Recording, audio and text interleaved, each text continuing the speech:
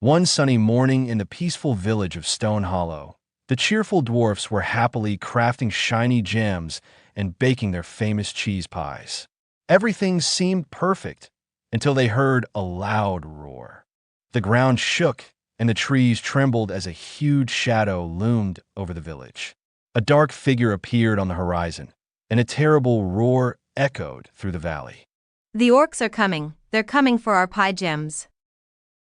Pajamas? Why do the orcs need our pajamas? Not pajamas, pie and gems.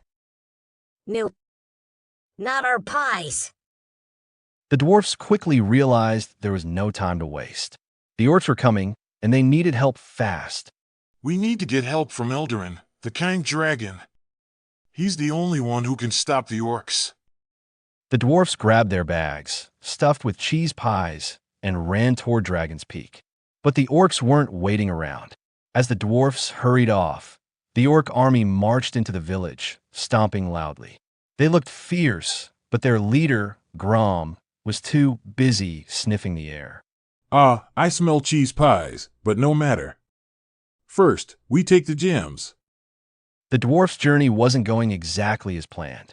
First, the rickety bridge they were crossing broke and they fell in a swamp, where a few confused turtles attacked them. They barely escaped, but fell into a chicken coop where few angry roosters chased them. Then they were ambushed by goblins, whom they tricked and made out alive, and they finally reached Dragon's Peak and saw Eldorin, the kind dragon, fast asleep in the sunlight. Eldorin, wake up. We need your help. The orcs are attacking our village. Orcs? Oh, dear. How long has it been? 3 years.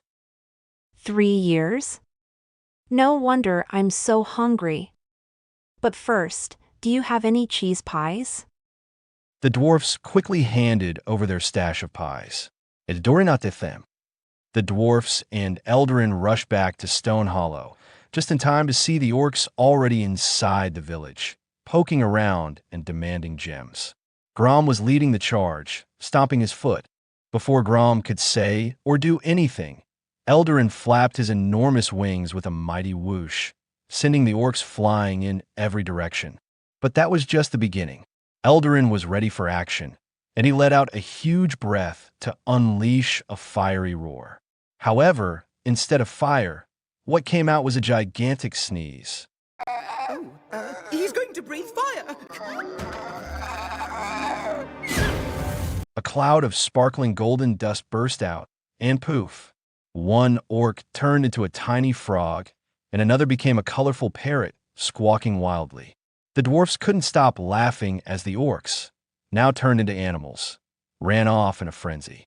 Grom, looking very confused, quickly joined the retreat, shouting orders to the frog and parrot. That night, Stone Hollow threw the biggest feast ever in honor of Eldorin the Kind. There were pies galore, and everyone was laughing and celebrating. The dwarfs, the villagers, and even the transformed orcs somewhere far away, probably hopping and squawking, had their share of fun that night. With the village saved, thanks to a dragon's sneeze, friendship, and a lot of cheese pies, Stone Hollow was safe once more.